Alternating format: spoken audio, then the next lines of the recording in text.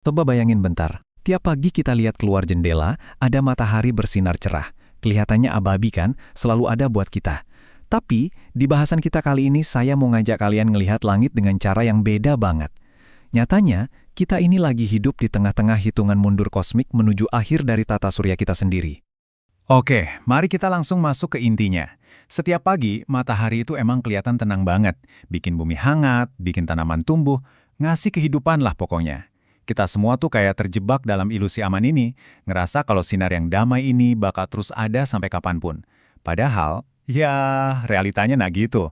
Faktanya, di balik cahaya yang kelihatannya damai itu, matahari sebenarnya adalah sebuah bom nuklir raksasa yang pelan-pelan lagi jalan menuju kematiannya sendiri. Serius, ini bukan sekedar bola api biasa. Dan pas hari akhir itu nanti tiba, tata surya kita yang sekarang teratur dan indah ini bakal berubah total jadi neraka kosmik. Nah, gimana sih cara kerjanya? Di bagian inti yang paling dalam, matahari itu terus-menerus ngebakar hidrogen buat nyiptain energi yang super besar. Proses inilah yang bikin kita tetap hangat di bumi. Tapi masalahnya, bahan bakar ini perlahan-lahan mulai habis. Dan ironisnya nih, semakin bahan bakarnya menipis, matahari bukannya makin redup, tapi malah makin panas. Benar-benar ibarat bom waktu yang lagi nunggu buat meledak.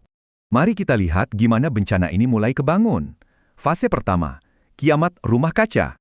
Biar kebayang skala waktunya, coba deh posisikan diri kita sebagai pengamat dari masa depan. Kita bakal ngelihat perjalanan kronologis yang ngeri banget. Mulai dari 1 miliar tahun ke depan, di mana bumi berubah jadi rumah kaca ekstrim, terus matahari membengkak jadi raksasa merah, sampai akhirnya mati jadi katai putih. Coba bayangin aja kondisi bumi 1 miliar tahun dari sekarang. Karena matahari makin panas, suhu di sini bakal naik gila-gilaan. Lautan yang luas itu habis, menguap sampai kering. Atmosfer kita bakal berubah jadi semacam gas beracun yang panas banget. Kehidupan kompleks? Ya, pelan-pelan bakal punah. Bumi benar-benar bakal berubah jadi dunia tandus yang mengerikan, persis banget kayak planet Venus yang sekarang. Terus kita masuk ke fase berikutnya yang paling brutal, lahirnya sang raksasa merah. Begitu hidrogen di intinya benar-benar habis, lapisan luar matahari bakal mengembang secara luar biasa. Dia bakal membengkak sampai ratusan kali lipat dari ukuran yang biasa kita lihat sekarang. Efeknya, Merkurius bakal langsung lenyap gak berbekas di telan matahari. Venus hangus terbakar. Terus bumi? Ya, kemungkinan besar rumah kita ini bakal ikut tertelan mentah-mentah ke dalam lautan api kosmik ini. Kalau misalnya kita bisa berdiri dan ngelihat langsung dari sisa permukaan bumi saat itu, pemandangannya beneran kayak mimpi buruk.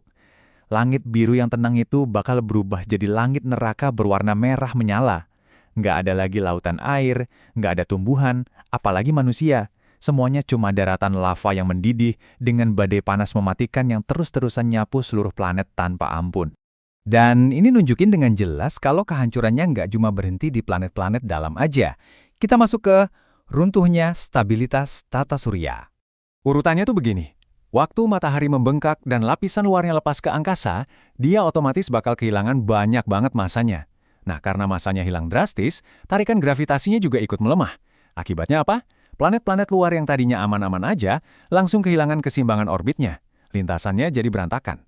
Asteroid dan komet bakal terlempar dan berterbangan kemana-mana tanpa arah. Tata surya kita yang tadinya harmonis banget selama miliaran tahun, runtuh begitu aja dari dalam menuju kekacauan total. Sampai akhirnya, reaksi brutal itu perlahan berhenti. Fase terakhir, katai putih yang membeku. Setelah semua badai kehancuran itu selesai, apa yang tersisa?